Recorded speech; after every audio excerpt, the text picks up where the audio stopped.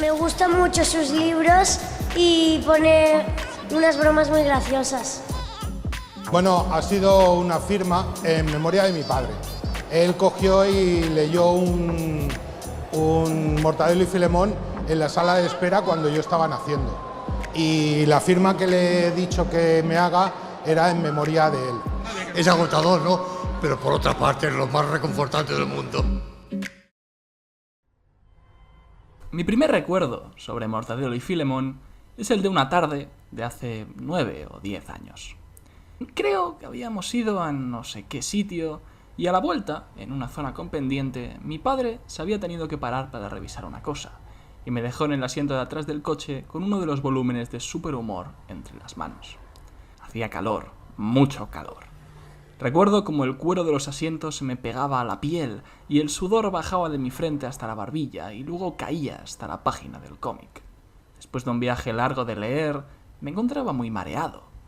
Recuerdo vivamente como en el fondo de una de las viñetas, un fondo rojo oscuro detrás de una cara enfadada del súper, o era de Filemón, me hacía recordar aún más el calor y me daba ganas de vomitar. El segundo recuerdo es algo menos anecdótico. Como muchos otros niños, yo hice la colección de cómics de Mortadelo de ediciones B comprándolos en un kiosco. Mi padre me lo compraba una vez a la semana, de camino al hospital donde se encontraba el abuelo Antonio. Los adultos se agrupaban, hablaban de cosas que el pequeño Galván no entendía ni quería entender, y el pequeño Galván se sentaba en una cama desocupada y pasaba las páginas con algo de impaciencia. A mi abuelo aquello le daba igual, y me dedicaba una sonrisa cómplice, sentado en su sillón y con la bata de enfermo. Mientras echo un vistazo a mis estanterías, me doy cuenta que muchos de los cómics que leí en aquellas visitas están manchados de sangre. Supongo que me debía hacer una herida hurgándome la nariz y nunca la llegamos a limpiar. Sé que era mía porque la enfermedad de mi abuelo no era externa. No supe lo que era hasta que falleció. Cuando miro atrás y pienso en mi vida, la encuentro siempre salpicada por los cómics de Francisco Ibáñez. Mucho antes del manga, de Marvel, o incluso de Tintín o Asterix, fueron sus personajes los que me introdujeron en el arte secuencial. Evidentemente, en aquel momento no sabía que él se llamaba así, o que aquellos dibujos que yo veía los había hecho alguien, en un estudio de trabajo. Pero leí y releí sus historias 1.000.000 de veces, y hasta que abandoné aquel supuesto paraíso perdido llamado infancia, nunca me cansé de hacerlo. Con el tiempo, creo que algunos de los chascarrillos, de la absurdez que dejaban sus tramas, de la aberrante pero aún así entrañable personalidad de sus protagonistas, han moldeado parte de mi personalidad. Cuando hace unos días me enteré de su muerte, fue como si el paso del tiempo cayera ante mí, como los distintos artefactos gigantescos que Filemón le lanzaba a Mortadelo en una de sus persecuciones. Sé que este vídeo lo van a ver personas que no son españolas y que por lo tanto no entenderán lo que voy a decir. Este vídeo no va dirigido para ellos, pero aún así me gustaría que pudieran disfrutarlo. Ibáñez era nuestro Stan Lee, nuestro Hergé, nuestro Quino. Mortadelo es un ícono tan universal para el cómic español como en la Patagonia lo son Mafalda o Condorito. Ibáñez era ese tío que nadie conocía, que nadie había visto más allá de los dibujos que había de él en sus obras, pero que para ti era casi como un miembro de la familia.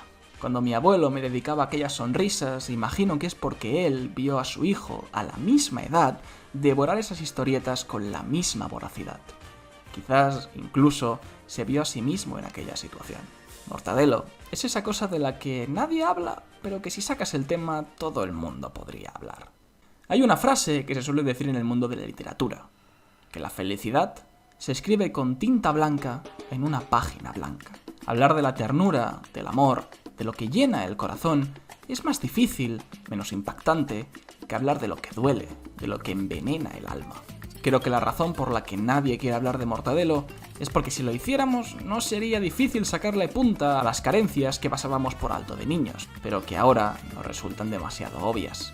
Y entonces la página se llenaría de negra amargura por lo tontos y felices que éramos en el pasado, y sobre la tristeza que conlleva revisitar los placeres infantiles.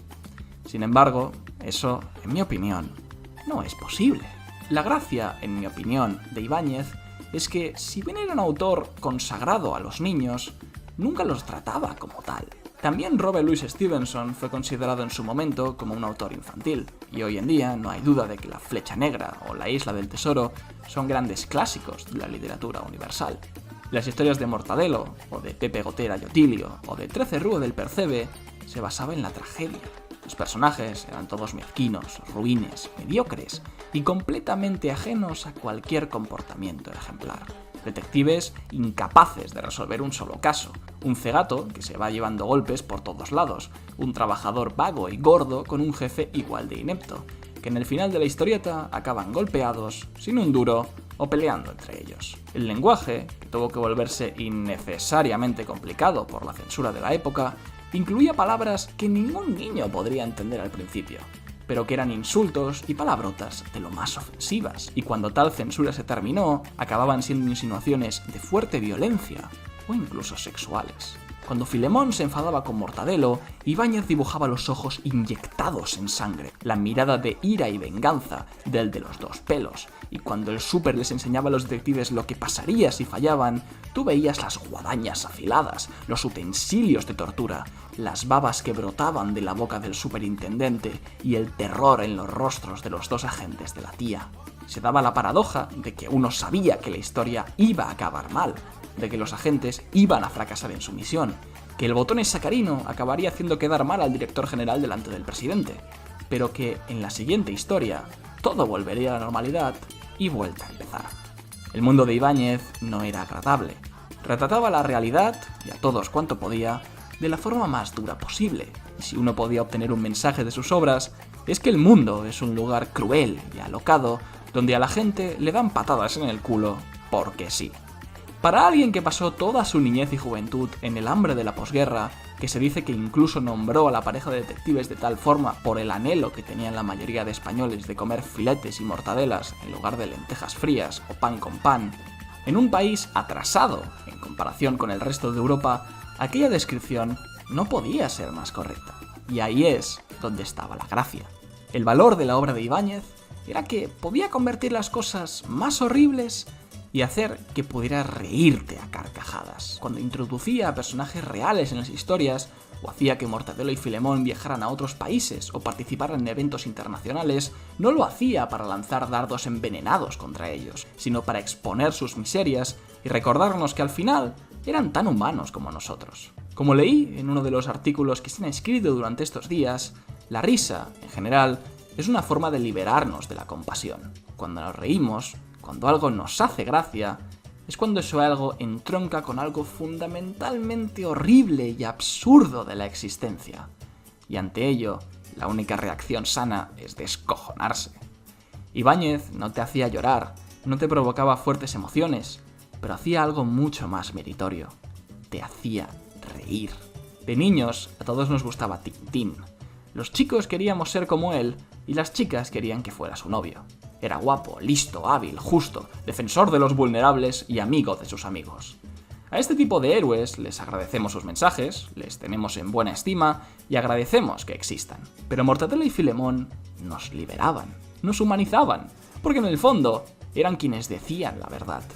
Veíamos en ellos a seres tan imperfectos y frágiles como nosotros, pero que aún así se recuperaban de todas las heridas y podían sonreír en todas las historietas. En contra del puritanismo del norte, que sermonea sobre lo que es santo y lo que es pérfido, y que tiene la necesidad de comprometerse con todo tipo de ideales políticos o religiosos, Ibáñez representa lo mejor de la cultura mediterránea, de esa que en el fondo es un poco hipócrita y algo mediocre, pero que valora más la felicidad real del hombre que las peroratas grandilocuentes.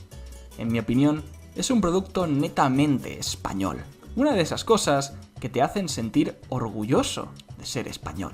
Ibáñez nació en 1936, el mismo año en el que empezó en España una sangrienta guerra civil. En aquel momento parecía que este país estaba abocado a elegir entre dos extremos, ya fueran los del pañuelo rojo o la camisa azul. Y murió en medio de unas elecciones generales en las que políticos de uno y otro lado resucitaban la misma retórica agresiva, arguyendo que la victoria de los otros representaría o bien la anarquía o bien el fascismo.